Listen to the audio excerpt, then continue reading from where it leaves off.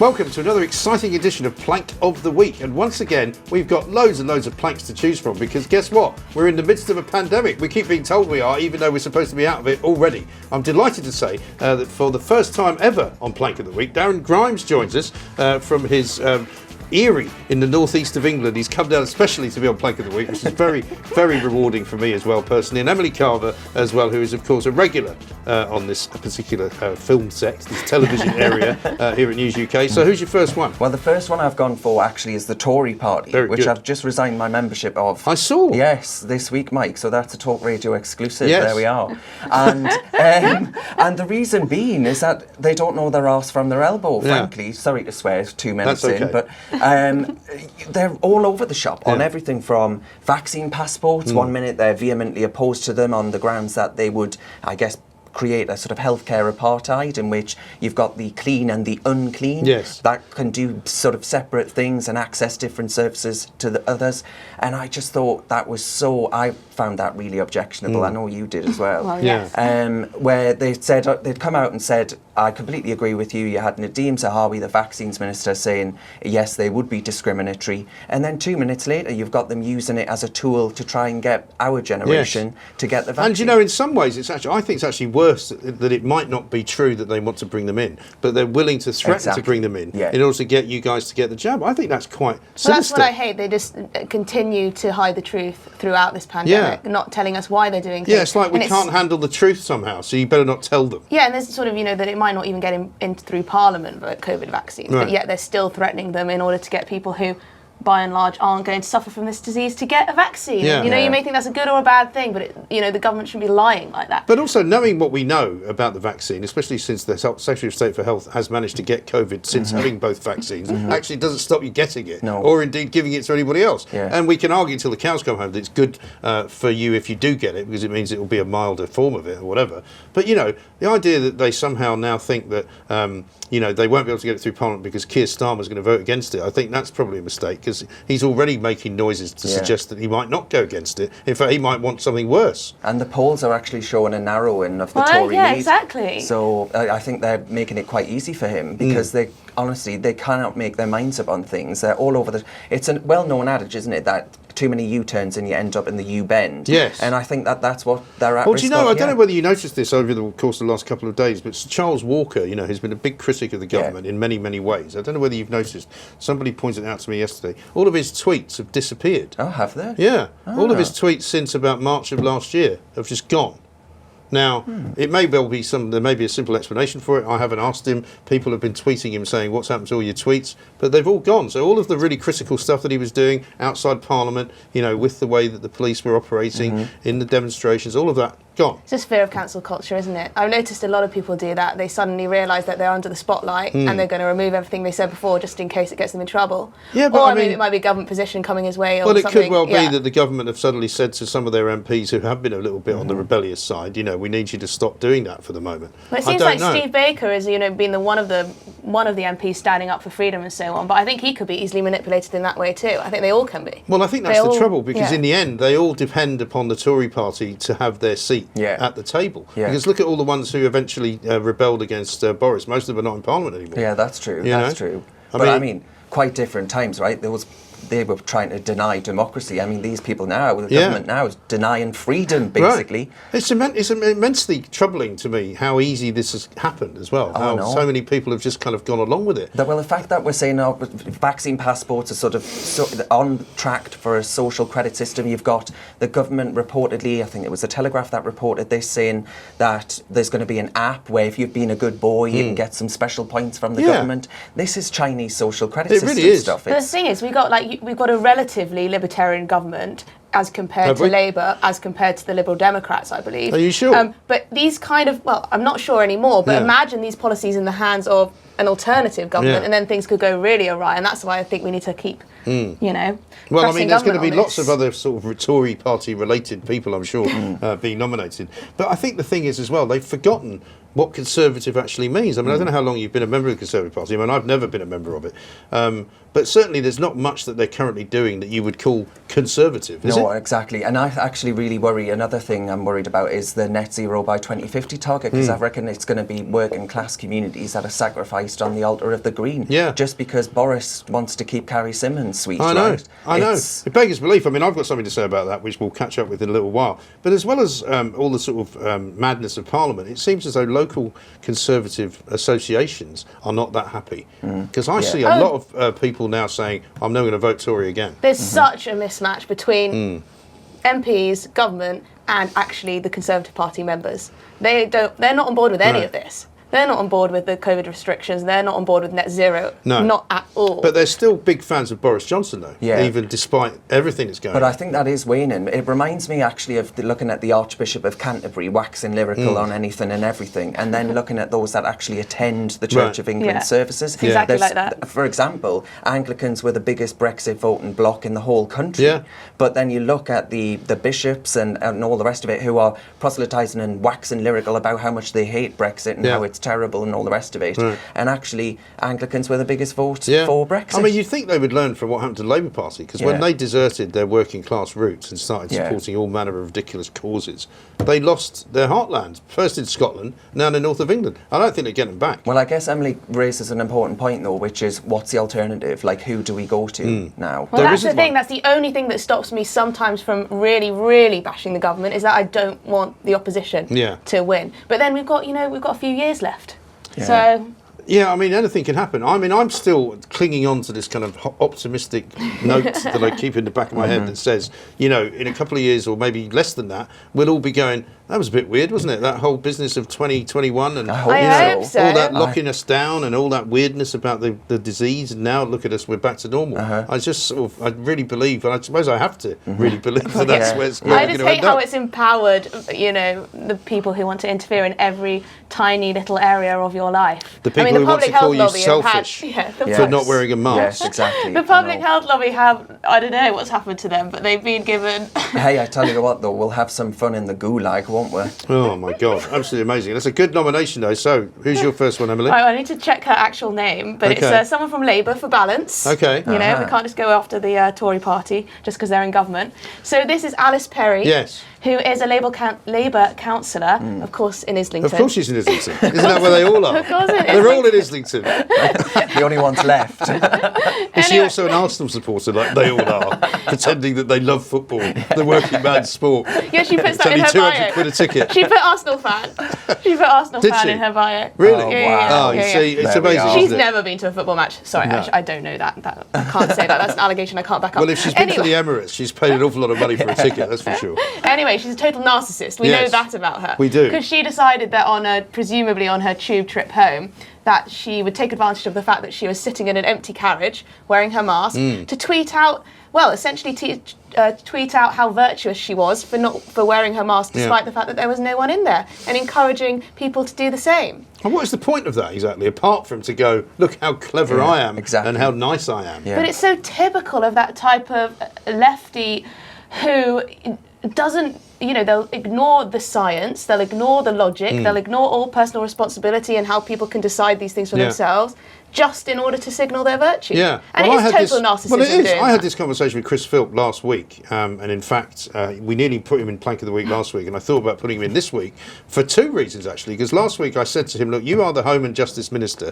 Can you please tell me what the position is if I turn up at London Bridge Station and I want to I want to get on the tube but I don't want to wear a mask? What happens if they try to make me wear a mask? What's the legal position? And he said, you basically ended up saying, well, you should wear a mask. And I said, well, no, it's not that's not legally required anymore. Why should I wear a mask? Oh, it's the right thing to do. Well, why is it the right thing to do? And he couldn't actually explain. Well, they He didn't can't. know the law, and he said, well, it's the right thing to do because it keeps people safe. And I'm like, you don't know that. Well, I mean, what are you going to do? Are you going to, I don't know, keep a parachute in your backpack just in case you fall off a cliff? Are you going to wear 2 condoms instead of 1? Sorry? I mean, like, what on earth? Look, got out of control quick, didn't it? Blimey. No, but it just I annoys refuse me to answer because, that question. You know, people will be wearing, some people wear 2 masks. Yeah. You know, what Well, is Joe this Biden about? for a while was wearing 3, right? I think that's just because he forgot he had one on and just put another one on. But no, the thing is that he also was going to be made in plank of the week because I said to him, we were talking about the migrant crisis, and I said, where are all these people being put up? Are they still being put up in hotels? And he said, we're not doing that anymore. We're only putting them up now in barracks and in places like Napier Barracks. And complete and utter lie, because at the weekend, the Mail ran a piece saying, here's a hotel somewhere near Hythe, I think it was, near Folkestone, 43 rooms, fully booked, full of people who have just arrived and who are being called children, even though they're all about 23. Terrible. And I just don't think, from back to your one, I don't think half the time the ministers have a clue what's going on. No. Because I think if you're not Michael Gove or Boris Johnson or Sajid Javid or Rishi Sunak, nobody tells you anything. I mean, look at poor old Gavin Williamson. He hasn't got a clue what's going on in the Department of Education until somebody tells him. Well, I do feel a bit sorry for the ones who have to sort of speak to the media about these illogical policies. Totally. And that's the thing, we've been told to suspend all our own logic. Yeah. Do you not remember when Robert Jenrick did the morning broadcast round, and then 2 hours later, 2 hours later, and he's out going, well, of course. Position. And in fact, that was the one thing they'd actually got right, because they should have said, yeah, well, actually, we are different. I'm the Prime Minister, he's the Chancellor, and we're actually not going to self-isolate because we've got quite important jobs. I think people would be fine with that. Get on with letting us out of this sort of cage that you've put we're all in. But anyway, I'm so sick of these people like this woman just... Oh, yes. The woman. I forgot about the woman, actually. Yeah, Alice Perry, her name Alice Perry. She's my plank of the week, even I if think she's that's not a very yours. good one. Well, I'm going to go straight for the jugular when it comes to the greener agenda. There's a new programme called One Step Greener, which is now being run by Allegra Stratton, who's apparently now the spokesperson for the Prime Minister's green agenda. Now, I didn't know that she had a new job, but apparently, she didn't work out as the spokesman for the Prime Minister because she got hired by the guy that got fired, and then there was a big row with Carrie, and she ended up not having a job at all. And they built that entire ridiculous briefing room that was meant to be like the White House. Built by Russians, by the way, the same people that run Russia Today, and they wonder why people in Russia know what's going on in Downing Street, and then they've just done away with it now. I don't know what they've done with it. I don't know what they've done with the room. Have they scrapped the room? Well, they've probably given it a countdown. That's what it looked like. Well, it did look like countdown. Yeah, or Cilla Black, blind date. You could have blind date with Boris and Carrie. Oh, God, It'd be great, wouldn't it? And suddenly, so now she's written a piece in the Telegraph today talking about how we must get down to, I think the target is 1.5 is the new thing. So 1.5 degrees, we have to, somehow lower the temperature of the planet. I'm not sure how you do that. I'm pretty sure she doesn't know how to do it either. But she claims that there are certain things, micro things that you can do in order to help to save the planet, including apparently not washing your plate before you put it in the dishwasher. Now, I don't know about you, but I do wash plates before they go in the dishwasher, because if you don't, and they come out, there's nothing worse than opening the dishwasher, plates come out and they've still got stuff on them. But surely that's illogical, because if it's still dirty by the time you've ran the dishwasher, you're going to have to just put it on again. And I have to run it again, exactly. Well, exactly right. So you're actually wasting, so now the planet's temperature is going to rise by about 1 million degrees, we're all going to die. But surely this is another example of the government not knowing what they're talking about. Yeah. Just but also, around but this is why you can't have these targets, because no government, no bureaucracy can, make policies but also to achieve they talk about targets as if they're things, as if they're actual facts. Like she says something like, 5 years ago in the Paris Accord, only 20 countries were signed up to these targets. Now 70 are, as if that's an improvement. It doesn't mean anything. No. They've just said, all right, we promise to try and get to that point over there by this point over here,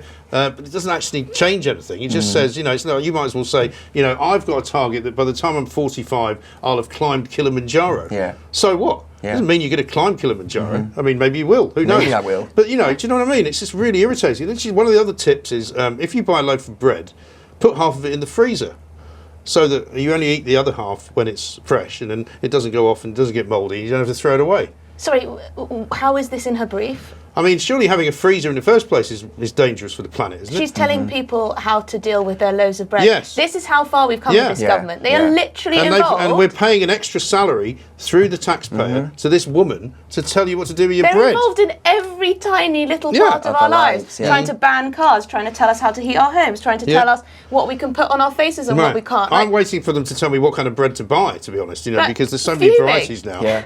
Should I be getting the sourdough white, the sourdough brown? You certainly can't should I have get white, the 'cause that's bad for your health. Oh no, also you can't have just white bread because that would be racist probably as well. But you know, what can you do? You know, Decolonise our bread. should we do anything without being told by the government that it's okay? I don't think there's anything. No, I don't. And that either. app idea for tracking our exercise. Well, did you see this morning they've announced that they've pushed back the date on ripping out our gas boilers? Oh yeah, she mentions this actually in does her she? piece. Right, Yeah. Who on earth is going She to pay says for that? nobody's going to be doing that yet, but in 10 years' time, then maybe, you know. God, honestly, and then who's going to pay for it? It's going to be working class communities. But this that is are this disproportionately overarching fear that I have of these people in government who seem to have forgotten that we pay their salaries. That the only reason they have any money is they take it from us in tax, right? I said this to Chris Philp. I said, are you telling, because he was saying, well, if they want to stop people getting on the train because they're not wearing a mask, that's up to them. I said, so you're happy with taxpayers in London who pay for London transport for London, not being allowed on the train that they pay for because somebody doesn't like the way that they don't wear a mask?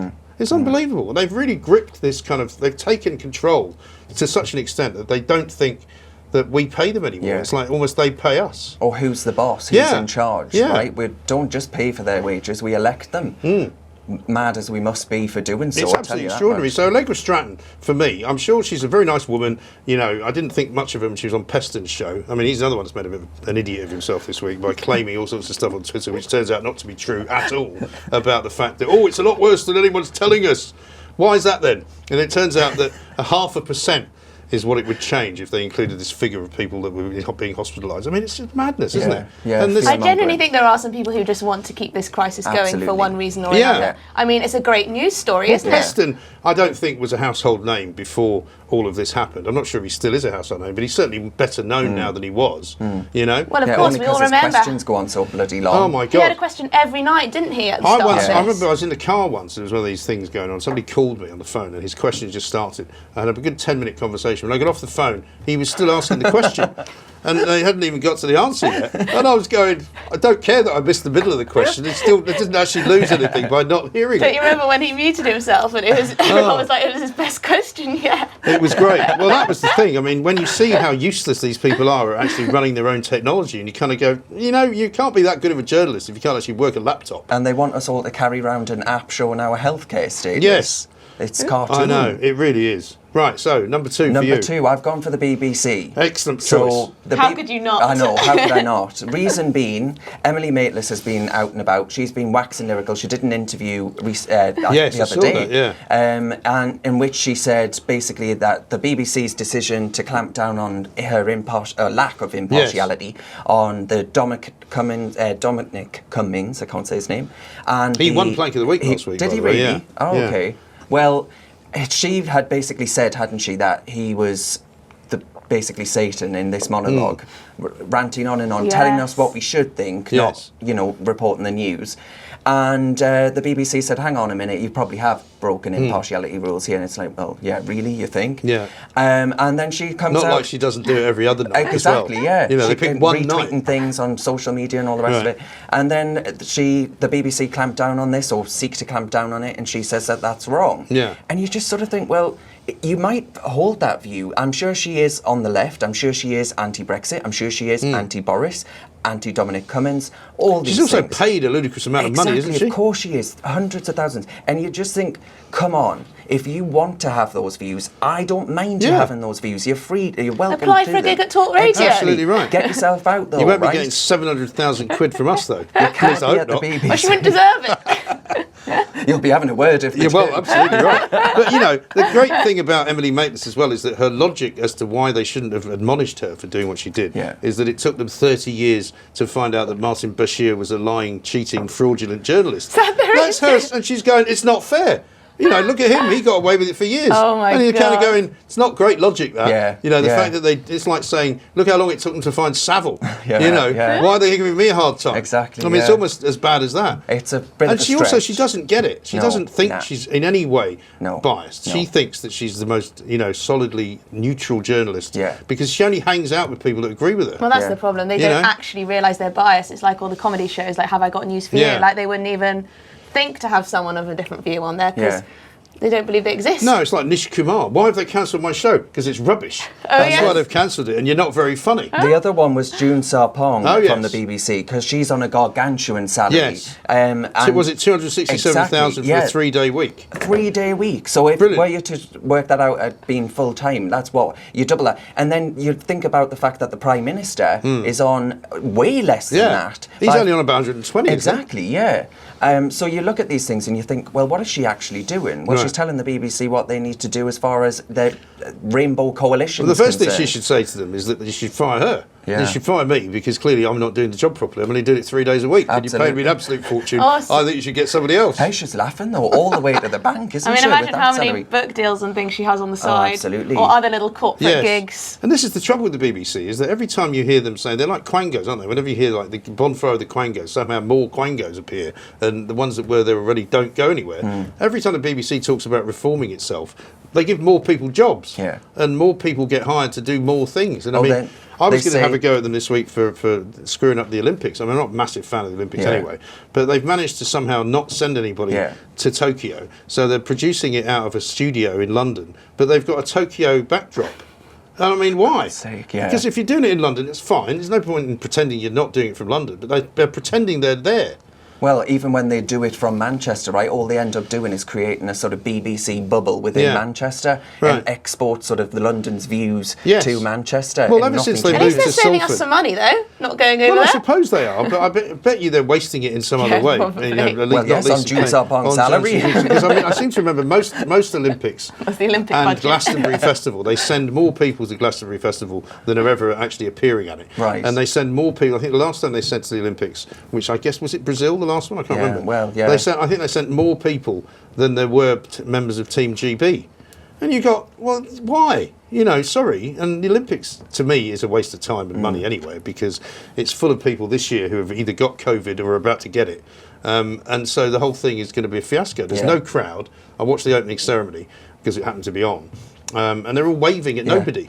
And they've got like stadiums, empty stadiums. Yeah, I mean, normally I have it on like all day, every day, and it's like really exciting. But this year, no, I mean, it's got a flop. bit better since Britain's won, Team GB's won a few medals, that's and true. people get a bit sort of, you know, That's people quite do get a exciting. little bit more kind of patriotic and stuff, and Tom Daley and all of that, and that's great. And what was it, Magic Monday they called it, right? Yeah. But it's hardly London 2012, which was great. That was fantastic. You know. I like that. And the BBC probably managed to spend even more money on that, even though it was actually in London, than they did God when, knows you how know. much they spent. Can you It's imagine? incredible. I know. Well, everyone I Millions, know, yeah. I mean, we all know people, I'm sure, that work at the BBC. Everyone I ever talk to who works there says nobody ever mentions money. They just don't. They don't have to. You know, if we had a conversation about doing an outside broadcast from somewhere, or you know, get a show from a pub or something, everyone's always going, "Well, how much is it going to be? You know, how much do we need to spend on this?" And that? The BBC, they don't do any of that. Yeah. I mean, their taxi bill at Broadcasting House is 10 million a year, It's amazing. just for people taking cars. You know, it's just extraordinary. It is. Of course it is. It's a very good one, though. It'd be nice if they were a little more BBC. careful with our money, He's wouldn't come it? into the show well. He's got the Tory Party and the And the BBC. I BBC. mean, that's pretty hard-hitting stuff. You Beat better have that, a Emily. decent second nomination, please, Ms. Carver. Well, you know, I'm going to go for a bit of a rogue one, but I mean, it has been over the news a lot this week. It's Marlboro, the famous tobacco yes. company. Yes. Famous tobacco company. So they came out to say that they wouldn't be selling cigarettes in the UK after 2030. Just in the UK. Just in the UK. So they'll still be selling them in parts of the world which are developing. Yes, so it's not really That's about all health. right It's then. not really about people's health, is it? This. No.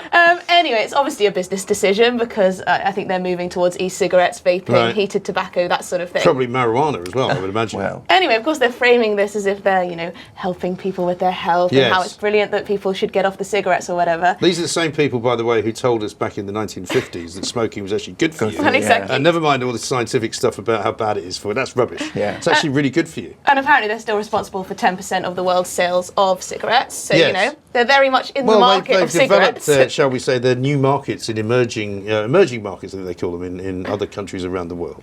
Anyway, what was blankish about this was not that they're changing their business model over here, is that apparently they're now calling for the UK to become smoke-free by 2030. And I'm thinking, I don't want to hear this from a No. tobacco company, No. firstly. It's none Yeah. of your business. Right. And what is this that even companies that sell the product are joining in with this sort of prohibition thing? Because the government wants us to be smoke-free by 2030. Right. So clearly they're hopping on that What bandwagon. about cigars? Any chance of them still being available to us? Obviously not. I Yeah, mean, that's this is it. quite amazing. I mean, I must admit, I missed this story somehow, but I was puzzled by why everybody was having this debate about should we ban smoking altogether. I used to smoke 60 Marlboros a day, right, when I used to work in America, because they were quite cheap in those days. Now I don't think I can afford to. No. Oh, it's like 13 quid. They're about 12 quid a pack, aren't they? Yeah. I mean, it's ridiculous the amount of tax. But the thing is, this is the thing. If we ban them, well, that's the tax gone. But also, you know, where's it going to go? Right. People aren't going to stop smoking. I mean, You're not going to drug the point dealer. about smoking is that, yeah, 12, I mean, I think the figure was something like 10 billion was collected in tax every year, which was more than enough to pay for the damage that was done to smokers.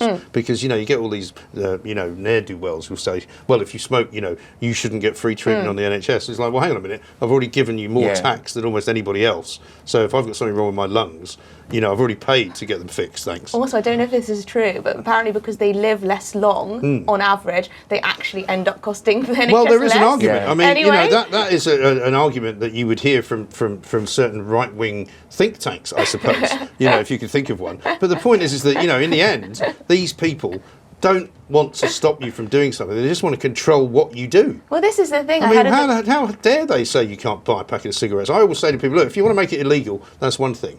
But if you want to ban smoking everywhere, you can't. Yeah. Can Well, you? I just hate this. How this? I mean, it's another thing that COVID has emboldened people who seem to think that they know it all, Yeah. and therefore we know best, and therefore all policy should be, you know, decided on by those who think that Yes. they're most all virtuous. these horrible people that keep going, you just have to look at the science. Yeah. Why is line? What science? Why is the line smoking? Why not alcohol? Let's ban that too. You know, why not go after Well, that'll your be vice next. for fatty foods or Well, that'll whatever? be You know, next. it's But I literally mean- anything. Yeah. But this is the thing, they haven't managed to, I mean, London is the cocaine capital of Britain. They haven't managed to stop that. So do they really think they could ban people from smoking cigarettes? Well, this is the thing, and people will just get them from I mean, abroad. I think most of the people, but a lot of the people that smoke, now again, Darren, you've mentioned this, it's an attack on working class communities Yeah, because it is. most people now who smoke are in working class communities. You don't meet that many people now outside of those communities that smoke cigarettes because they've all supposedly been told that it's not good for you. Well, So now they don't do it. Exactly. I mean, I like a cheeky one when I've had a drink. Listen, I would still smoke if I could, but yeah. I know that if I have one, I'll be back to That's 60 it, a day. yeah. Oh, really? Yeah, absolutely. Oh, Good for okay. you for Yeah. having Good the for you, resilience to do it, but I don't. Right. So I like the cheeky odd one, but again, it goes back to your point, which I think is the fundamental point to make to companies like Marlboro, which is you've got people in developing countries smoking more than bloody Yeah, cotton, right. and yet you're telling me that you know I should stop it in this Don't country. pretend that you actually care about my health. exactly, yeah, Right? exactly. But that's how they were framing Right. it. How it would be brilliant for everyone if we go tobacco free, and it's like, oh god. I mean, I would imagine, I don't know for a fact, but I would imagine that in America, where so many states now sell marijuana legally, that the big tobacco companies must be involved in that. Because I mean, I was quite staggered. I went to LA a couple of years ago. One of my kids lives there, and there's posters everywhere for different kinds of marijuana, different levels of it, different names, different. You know, Willie Nelson, the country and western style's got like 7 different varieties. Wow. They've got dope supermarkets. You can go like 4 floors of stuff. And I was saying, you know, and my kids were with me. I said, you can't really tell teenagers that this is bad for you since it's now advertised Yeah. everywhere Yeah. and it's now legal. And in fact, it's now easier, I think, to smoke marijuana in public in California than it is to smoke tobacco. Well, I think Because that's they've really lunacy. turned, which is madness. Everybody's stoned. They're all driving cars, and you kind of go in, but you can't have a cigarette because that's obviously dangerous. Yeah, yeah. But smoking as much dope as you like, it's fine, not a problem. The world's kind of gone a bit topsy-turvy. Totally It has has. a bit, yeah. Very good. So Marlborough's a good one. Well, my next one is actually going to be Neil Ferguson, back on the subject Excellent. of absolute and utter plankery. Has he This been is the out for guy- a few weeks? well, you know, he keeps being interviewed by the Today programme. He's like their I mean, if you counted up, nobody's done this, but if you tallied up how many times people are on the Today programme, I think Neil Ferguson is on at least once Yeah, a week. he is, yeah. At least once Once a a week. week. And he's the guy who gets everything wrong. And yet again, he's managed to get it wrong again, because it was only a week ago when he was warning about the Freedom Day on the 19th. And he said it's almost inevitable, his words, that you'll be getting 100,000 cases a day. You'll have 2,000 people a day going to hospital. And of course, it's completely the opposite of that. In fact, I think this is the 6th day in a row that case numbers have gone down. It's down to something like 30,000. Something like 14 people died yesterday, compared to, I think, something like 12 or 1,300 from other causes, right? And so once again, he's predicted this doomsday scenario, which of course was picked up by Sir Keir Starmer, who then said it in Boris Johnson's Prime Minister's questions, where he said, what are you going to do when it gets to 100,000 cases a day? Yeah. To which everybody went, well, Yeah. ask me when we get there. Yeah. But, it hasn't got there. No. And, of course, people out there who support people like Ferguson will say, well, it hasn't got there yet. But it could. And they've got to stop this nonsense, this madness, But it's in their interests to keep it going. But then he's actually backtracked a bit, hasn't he? And said that actually it's not going to be as bad and COVID is going to be behind us. So he's literally just flip-flopping all over But the why place, do people trying to scare the why public. do they keep talking to him? It doesn't make any sense to me. Yeah, when he keeps getting it wrong. And he's another one that broke his own rules because he yeah. went and had his affair with his German Professor Pantsdown, married yeah. Professor Pantsdown, the Do you German know why I married think they woman. talk to him? I think it's because they don't like the people who they think are right-wing who have been dismissive of him. It's literally just like, your enemy is our friend. So they think that by putting him on it annoys people like me. Well, it's like when people say to me, why are you all so angry? I'm like, I'm not angry. This is just my, resting face. Resting That doesn't bitch make me face. particularly angry. It doesn't make me particularly angry. It's just I find it ridiculous that, you call yourself journalist and all you do is interview this bloke who literally has never got anything right in his entire career. I'd like to see you interview him. I'd like to interview him, but I don't suppose he'd come on if he like Sadiq Khan. No, right. He started wearing glasses as well now, which I assume is his attempt to make himself look more intellectual. Because he's got quite strange eyes. I don't know if you ever noticed. When he's interviewed, his eyes are kind of going around in opposite directions. He looks quite odd. Don't you remember at the Christmas special of Plank of the Week, or the New Year's special, Yes. whichever one it was, we did Neil Ferguson because he'd come on the TV again to talk about how people were being mean to him. Yes, that's right. How he was getting trolling Yes. and everything. I remember that. He can't stay out of the news. And also, but again, these geeks that are sort of running the country now, these are all people that everyone knew somebody like that at school. Right, but they weren't in charge of anything. They were probably quite clever, and they sat off in the corner and they did the experiments with things that you couldn't understand. But you didn't take them seriously when now they're like sodden rock stars, aren't they? Oh, I know. They really are. They're Yeah. absolutely everywhere. You can't get away from them. They'll be on Love Island. They will, yeah. They should have a special Sage Love Island. That should be great, wouldn't it? Celebrity Big Brother. Bring your own mistress. Not a problem. You got one already? No, well, we can provide one for you. Right. So who's your third My nomination? next one is the London School of Economics. They have engaged in I don't think we've had them for a while. group. Yes. So it's called the specifically the class war. Yes, it's just the LSE class war. So this is a group set up at the London School of Sounds Economics, and they're not a very nice bunch of people by all accounts. So. I remember Rowan Atkinson, you must remember this speech, about 10 years ago almost. He came out against press sort of censorship. Yes, he did, and he 10 years ago? Yeah, almost, yeah. An amazing It's speech. still doing the rounds on YouTube. You can find it, can't you? You can really easily whack him into YouTube. And he was talking about a sort of new intolerance where there is a sort of desire, a really sort of unquenchable desire to clamp down on dissenting voices and speech that you don't like. This is an example of that because they're trying to shut down the Hayek Society at LSE by saying that they're arguing for capitalism basically. Well, actually, that's been the economic model that has lifted millions and millions of people out of really, really dire poverty. Yeah. And you're wanting to get rid of it. Well, hang on a minute. Venezuela, does that work out for them? Not really. Cuba? And Hayek won the Nobel Prize. Yeah. If he gets cancelled by LSE, who else is safe, right?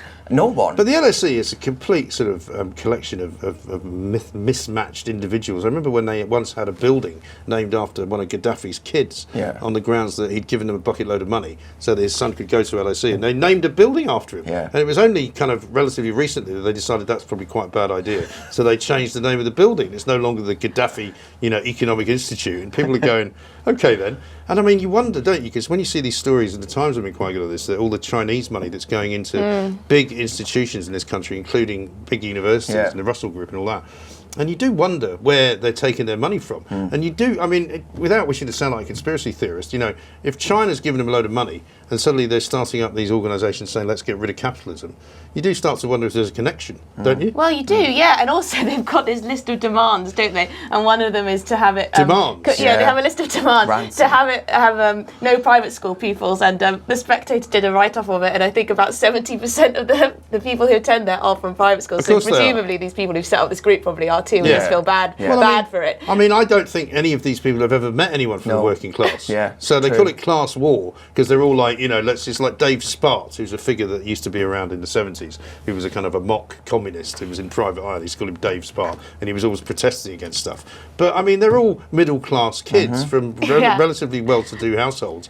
They would absolutely crap themselves. You put them in the streets of Gateshead and said, "Why don't you go and talk to some of those people over there?" And there's a sort of fetishisation, really, of the working class by weird, these people, where you've got people like Grace Blakely, for example, right, who went to private school herself, and then you just sort of think, what the hell do you know about working class Who actually seriously calls herself the Moe Marxist and thinks that's funny. Non-ironically. Also, there'd be no LSE if they got rid of fee-paying students, because that would be all of the foreign students just gone. True, of course. And then they'd have no money and it would just collapse. But I guess that's probably what they want, because it's an institution. I don't think they have a clue what they want, because they'll all end up, 10 years down the road doing all the jobs that their parents told them they should be doing, 5 years earlier. And they'll all be raking in loads of money and inheriting loads of stuff. And then they'll go, oh, do you remember that time when we were in that organisation called Class War? Yeah. Pepper and Tarquin there. Yeah, do you want another glass of Veuve Clicquot? I mean, it just is incredible to me. But the fact that they do it, they don't even see the funny side of it either. It's just ridiculous. She has long conversations with her, enemies within the movement about what working class means. I think it does. And it's not ironic. No. It all matters though, because it's all about freedom of association, right? And they're basically saying, well, you cannot have these societies because we don't like what you're saying in them. And you just sort of think, well, it's none of your sudden business what I say in my society. You get on with your sort of left-wing, whatever you're doing, drinking champagne and eating caviar. And going to Henley. And then people can continue talking about Hayek and his ideas. Right. Leave us alone, basically. That's been the theme of this week's plank, I think. Leave me alone. Yeah, just get out of my life. Yeah. It's like Reagan used to say, it's never a good day when somebody turns up and says, I'm from the government and I'm here to help. Oh, absolutely. And they used to say, stay out of the bedroom, stay out of my house, stay out of my car. But all of this now that we live through is all about that. They want to look at, what are you doing? There's somebody over there looking at, what sort of phone have you got? What are you writing down? It's the problem is ridiculous. there's so many people in this country who like that. They're the we know best type. Yeah. I don't know where that came from, though. I don't remember growing up in that country. No, I know. But so people are talking about, how the collective is so important for the greater good and all this, but that just means that individual rights don't matter anymore. But it's not for the greater good, though. It's for the greater good of their immediate circle and all the people that agree with them. Yeah. And if you don't agree with them, it's not for your greater good. It's for their greater good. Absolutely. So if they don't like what you're saying, you should be silenced, and you should not be allowed to smoke. You should not be allowed to drink. You should not be able to go anywhere. And if you do any of those things, we'll have to punish you. Well, I'm sick of it. Yeah, I'm sick of it as well. I'm right. absolutely sick of it. So, Neil Ferguson is my latest plank. So, are you next? You're next. You just did LSE class war. You've just gone LSE class war, so you've got to do your third one. Yeah, so another Labour politician. This is a Labour peer, Baroness Helena Kennedy, who appeared today on Julia's show this morning on Breakfast on Talk Radio. And she was on to talk about the government's idea that university students should all have vaccine passports in order to attend lectures, which I think probably a lot of people watching will have a slight worry about. And essentially, she was pushed on it by Julia. She does so well. And she said that she was a liberal when Julia suggested that she might not be as liberal as she thinks she is.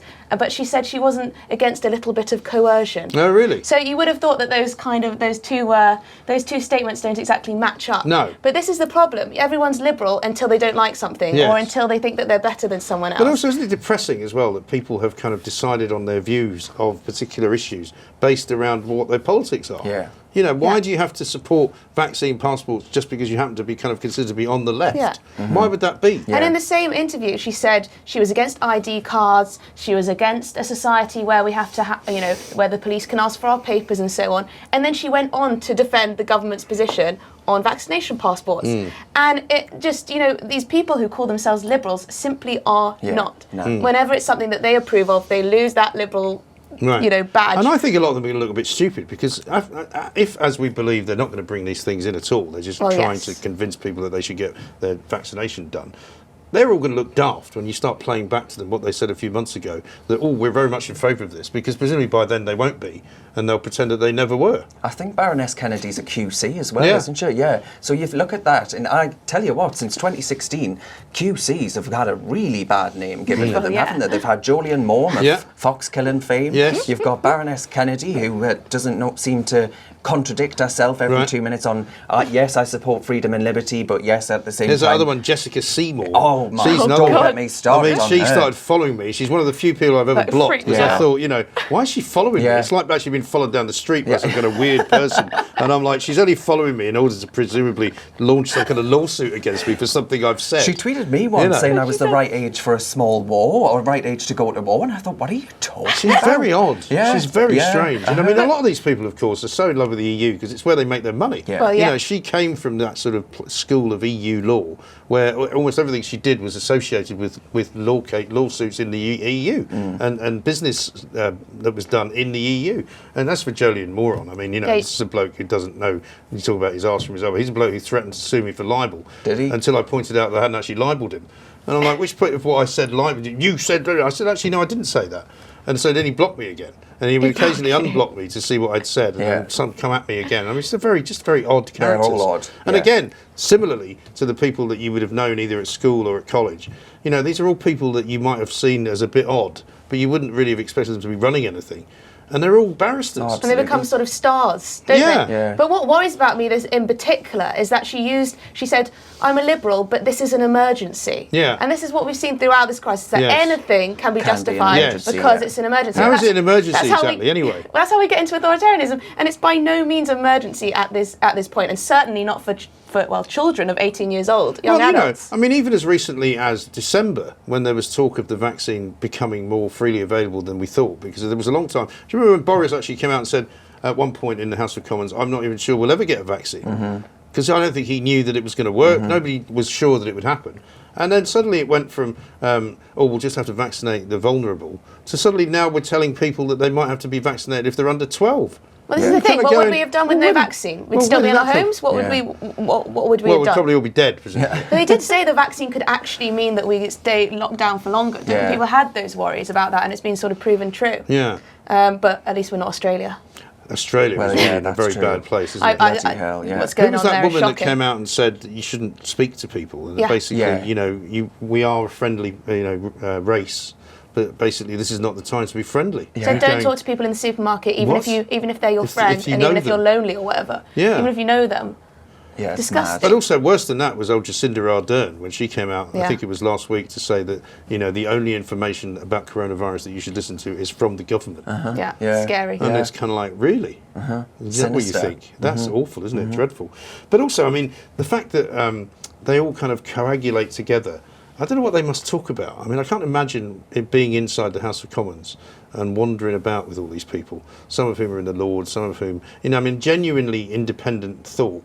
It's very few and far between. I mean, Claire Fox, one of the few people, Yeah. I would say, that actually thinks for herself. You know, we get on the show a lot. But there's not many. No. There's- People like Matt Ridley are great, but then, yeah, you're right. There's not many of them. It's Few and quite far between. scary. Well, my final nomination is going back to the House of Commons, I'm afraid. It's Sajid Javid. Because Sajid Javid, you know, first of all, we didn't put him on Plank of the Week last week because we thought that'd be a bit unkind.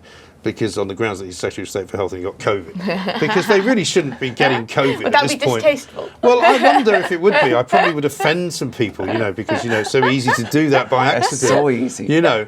And I mean, much as I have a great deal of time, obviously, for the families of the bereaved and the people who've lost loved ones to COVID and all of that, but they were the first in line to say that it was incredibly insensitive to suggest that people who were cowering from COVID were somehow being frightened by it. And he wasn't really saying that anyway. I mean, he was simply saying, I think, well, you know, thankfully I've recovered. It wasn't too bad because I've had 2 vaccines and so the symptoms are okay. And I think it's now time that we take the fight to this disease, which I think is right. And people shouldn't be afraid of it, effectively, is what he was saying. He wasn't having a go at people who were afraid of it. He wasn't having a go at anyone who had been shielding. Yeah, the which use is of the word cower, wasn't Yeah. it? That apparently I offended think everyone. I think the people who were offended thought that he was calling them cowards. Yeah. And it's not the same thing at all. Well, I mean, you only have to look it up in the dictionary. Yeah, everyone was saying, they're saying that people who were dying or who were really vulnerable were cowardly, and all the NHS staff Nobody were was cowardly saying and so that. on. And it's like, Just How stop. did you get there? Breathe. Yeah, I mean, how did you get there from over here? You suddenly went, oh, it's all over the, and then obviously he's not a plank for saying that. No. He's a plank, in my view, for apologising. Yeah, I agree. Because I think there comes a moment where, as a politician, you have to take a stand. But I can surely, as we can all probably see how it happened, because he probably got leaned on by somebody in the government. Maybe it was Boris, maybe it was somebody else, who just said, well, you'll have to apologise, otherwise this will become a massive thing. And just stand by your words. He clearly meant it. Yeah. And our politicians, if they mean something, just stick by it. I mean, it And all also, blows over. I don't know why they do it. And if you're going to be on Twitter, just tweet whatever it is, or don't be on Twitter. Because if you're on Twitter, everything you say gets taken out of context all the time, right? By everyone. Somebody gets offended by something that you said. I mean, I put a tweet out when he got, when it was announced that he got COVID. Of course he did. And I said, brilliant, Sajid Javid's got COVID. People said, that's a disgrace. I'm like, I don't mean it's brilliant that he's got it. It's irony. It's like when you say, the train's been cancelled. Brilliant. And you had to sort of explain, and then people said, well, the fact you have to explain it shows that it wasn't obvious. You have to And explain you're kind of everything going, on that, please. For God's sake. I know, it's a cesspit, man. It's Twitter, unbelievable. I would pull it off at the plug You if I can't could. even joke about anything. No, God, no. But what's really annoying for me is that the government go on and on about cancelling cancel culture. Yeah. In our universities, they've got like bills and policies going forward to stop cancelling, and they do it to themselves. Yeah. They're constantly cancelling And that's people. the worst thing, isn't it? The world in which we now live is that people have now started cancelling themselves. Yeah, before they Yeah. even get in trouble, Exactly. really. Yeah. Yeah. So, I mean, and I don't really, because if you were seriously offended by Sajid Javid's statement, how are you less offended because he said sorry? Well, you're not. You How know would he you be? means it. You know he thinks that now, Yeah, right? right. And actually, it's a pretty sensible position. We've got the It's not. vaccine. It's not wrong. Is No, it? no. Positive message in my view. Yeah, Well, I I would have thought thought so. Yeah. Let's move on with our lives. And I mean, I'm sure in his head when he made it, he wasn't thinking about people who had died. No. Or families who had lost loved ones. Yeah, you're clearly just a bad faith actor, aren't you? Yeah. If You're sort of making something out of Exactly, something yeah. which wasn't there. Yeah. But this And- is because I think someone did some polling or like research of Twitter, and apparently it's literally like 70% Yeah, left-wing left-wing, activists. yeah. Yeah. And so they should not be listening to it because Yeah. it's no barometer No, of the no, mood. It's no. no Totally barometer not. I mean, it's at all. useful in some ways to Yes, promote things. yes. It's good to kind of use as a vehicle for all sorts of things. But as you say, it's not something to be measured. I remember coming in to do the overnight show on the night of the election, and if you believed everything that was going on Twitter, you thought Corbyn had won. Yeah, yeah. Because there was big turnouts everywhere, and London was going to be taken by Labour, and everything was You going to think go he out had the window. still won? Yeah. Well, I mean, to be honest, you wonder how much worse Corbyn could have been. But then you look at him and you go, it would have been a lot worse. Well, exactly, yeah. But maybe that's why the government are going all cock-a-hoop back, because of the fact that they're focusing on and paying far too much attention and giving airtime to the views on Twitter. Yeah. As opposed to the views out there. in Well, the there's country. I think there's so. no doubt that they seem to be very much guided by public opinion. too because much. all the Oh, people that you absolutely. argue with, all they talk about is the Oh, YouGov well, the survey polls, this, yeah. YouGov survey If that. Margaret Thatcher had said, "Oh well, the polls," nothing would have got done. would have She wouldn't got have done anything. No, she did have the poll tax. Oh, she did have the poll She put tax, a tax on yes, polls, yes, which yes. was. I'm so sick of U-turns. I know. Just stick I to know. something, ignore Twitter Yeah. and stick to it. Get on with it. I mean, I can't remember Unless the last I don't like thing, the policy, of but I course. can't remember the last thing that Boris said that was going to happen that actually happened. Because most of the things he says, I presume, we won't know until later what the actual bare bones of this crime initiative is that he's going to bring in. But we've seen most of it in the papers for the last 2 days, so I don't think there's any surprises. No. But he's going to start apparently asking police officers to, give their name to the investigation that they're running, so that you can have somebody point of contact wise. But it won't. I don't see it's going to change anything. And they're going to say to people who are going into prison, when you come out, we're going to tag you so that we can follow you around and know that you're not committing any more crime. Well, they kind of do all that already anyway. Yeah. But I'd be amazed if any of it makes any difference. And I think we've now reached this point where no matter what he says they're going to do, you're not really sure that it's going to happen, which is a shame. Yeah. It had so much promise. Well, Yeah. he's served his purpose, hasn't he? Getting Brexit done, and now they He probably has. need to look for a new person, probably. Well, yeah. I don't know who that would be though. Well, yeah, exactly, quite. Dominic Cummings was the plank of the week last week, and he's still kind of hanging in there. I'm going to mention him only because we need to carry somebody over Okay. from last week. So I'm going to suggest a couple of names to you and see what you think. Dominic Cummings would remain as the one we carry over simply for this one tweet. Apparently he tweeted out today, I haven't actually I seen know what it, you're the saying. Britney Spears tweet, Oh yeah. where he's apparently coming down on her side and telling people to tweet the Capitol Yeah, building yeah. in America Hashtag free Britney. to make sure that she gets out of this executorship or whatever it's called. Conservatorship. Conservatorship. what the hell's he thinking? I know. I think it was very late at night. He's been in that dark room a long time. Yeah, he needs to get out. I mean, he's literally ruining his own legacy, isn't he? Oh, totally. I mean, I used to think Dominic Cummings was this very clever, incredibly intense kind of man who was probably someone you would definitely want on your side at all times because he would be the guy to make everything happen. And he's kind of lost all of that now. Yeah, he's untrustworthy, he's disloyal, he he's clearly obsessed. Yeah, exactly. Yeah, but it's quite interesting how the people who despised him are now sort of more interested in him and letting things go and trusting him. Totally. So shallow. Totally. I thought you hated this man. Now you're listening to him just because he hates all Boris. Of a sudden the sun shines out of his bum. I know. Doesn't it? He'll probably get a job at the BBC. Well, maybe they'll give him his own show. Yeah. Maybe they'll give him Newsnight. To be fair, I would watch the first one. Also, he's not very engaging. I mean, he was on it last week because of the interview he did with Laura Kuenssberg. And because he keeps saying all these things which potentially are kind of, landmines that would blow up any other politician. But people are just kind of going, Yeah. whatever. It's What do you Boris. mean? Oh, well, Boris what? You mean he did something that you thought was unwise? Really? Oh, what? You mean he didn't listen to the advice? Really? And you go, well, hang on, you were in charge there. You were there running Downing Street. I mean, how is it possible that... I must say, though, I do sort of feel sorry for Boris in all of that, because you look at the way in which Boris stuck his neck out for Dominic Cummings when he had that drive up to Durham. Yeah. Lovely part of the world, though. I don't blame him. Yeah. But you just think, what are you doing? I know. Because all of that good faith that was built up, I think, after Boris came out to bat for him, is just lost. Yeah. Oh, totally. But you're right. The hypocrites that are coming out now and saying, So funny to watch. he's great. I agree with you completely. You're our new messiah. Yeah. It's an absolute car crash inside Downing Street, which I'm sure it is. But, it hasn't got any worse since Dominic Cummings left. Well, I was about to say, when has it ever not been? Yeah. Right? Yeah. Well, I mean, I meet people that work in and out of Downing Street from time to time, as I'm sure we all do. And they paint a picture of a very chaotic working environment where there's not anything really being done in the way that it's meant to be done. I mean, I was told months ago, before when they were building that ridiculous briefing room, that, people were wandering around who were part of that team, who were trying to teach everybody how to operate, television technology and all of that. There were people wandering in and out without passes. Right. The security wasn't very good. They'd go to this kind of coffee room where everybody was, and nobody was wearing a mask. They were all sitting down, laughing and joking, and there was nothing like social distancing going on. All of that kind of stuff, because it's a very weird place to work. It's a very labyrinth-like sort of They've setup. probably got far too many people in there. And they've probably got far too many people, Yeah. and they're all, sort of vying for attention, Yeah. and they're all trying to be the guy that the Prime Minister notices and all of that. I can imagine it's absolutely awful to and work it's in that full setting. of Totally. sort of young Dominic Cummings types. Yeah. Who are all probably Little spads. Yeah, spads being the operative word. Yeah. So he's one possibility. The other one is Sir Keir Starmer, who I Right, quite yeah, often like to obviously. carry over. Yeah. I can't think of anything particularly plankish that he's done this week. Well, actually, yesterday he was on a different Oh, yes, he worse likes to go on station than another this one. radio station, and, yes. And he was basically saying that it's not enough to have vaccine passports. That's right. He We was need- U-turning. Oh, yes, he he was wants doing his own both. U-turn, He wants wasn't he? both. Yeah. So he wants testing as well. I mean, it's not happening, is it? I mean, he'd be there all night. You'd be there all I night. think Sir Keir Starmer is actually quite a good one for this Yes. week because of what he said Okay. yesterday, and for the fact that he's been sat on the fence for so long. Right, he's probably got more spelks to his bum than the Well, I nation's do had like to jabs say its about him, he's arms. never seen a fence he doesn't want to sit on. Oh, He totally. can't walk past a fence. Absolutely, Well, definitely. maybe he's the man, because the third option, obviously, as ever, would be Prince Harry. Oh, well, there but we I are. mean, I'm happy to go with Starmer as the carryover. Let's do Starmer. Shall Starmer. we? All right. Yeah. Okay. Well, that means we've got the 9 that we need. So all we've got to do is now whittle them down.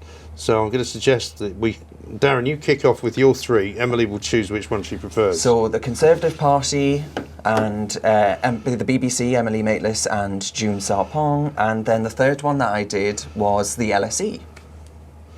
Well, not the LSE, the LSE class warfare, The LSE whatever it's class called. warfare. I'll go for the Yeah. BBC over the June Sarpong because it just winds me up that she's paid so much Yeah. to do a non-job. So the BBC for you? Yeah. Okay, so you tell me your 3 and I'll pick one. So that was Alice Perry, I believe her name is, that Labour That's right. councillor Yes. from Islington. Then it was Marlborough, the tobacco company, Oh, yes. for That's their good, yeah. hypocrisy and whatever. And the last one was The Liberal, Baroness Kennedy. Baroness Kennedy, the Liberal peer. Yeah, I think I'm going to go with Marlborough. Yeah, it's Yeah. a good I one. think Marlborough Yeah, good because, totally. I mean, it is ridiculous, isn't it? Rank hypocrisy. Biggest tobacco just company bugger in off. the world, Philip Morris.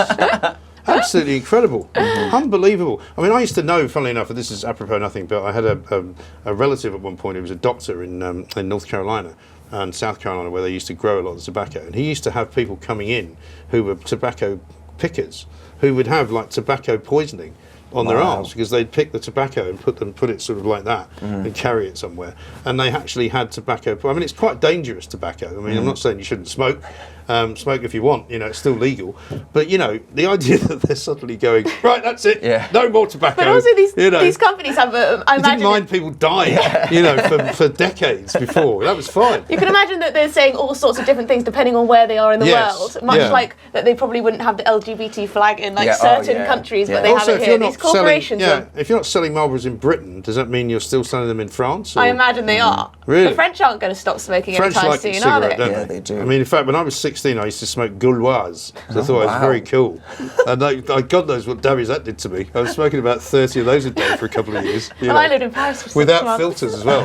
Yeah, amazing. Without filters. Oh my God. All right, Nice. so Darren, you get to pick my 3. So I've got Sajid Javid, Neil Ferguson and Allegra Stratton. Well, actually, that's a hard one because I'm torn between Ferguson and Stratton. I think it's going to have to be Stratton because I actually can't figure out, 1, what the hell our job is now, 2, why the hell that's our job, and 3, well, who's the Well, what happens person once COP26 happens, or Exactly, whatever it is, what then? which is in September? Does she get another job? Yeah. It'll be COP27, won't it? Well, Do the they green just- I mean, machine do they will just go kind of on and roll on. the jobs over now? Churn it out. I mean, I remember, I'm old enough to remember a time when they didn't really have this many special advisors. I mean, it was Blair that kind of brought most of them Yeah, in. there's loads. Suddenly, there's now dozens of them. Yeah, And yeah. they sort of revolve in and out through different departments. And one minute they're working for Michael Gove, then the next minute they're working over here.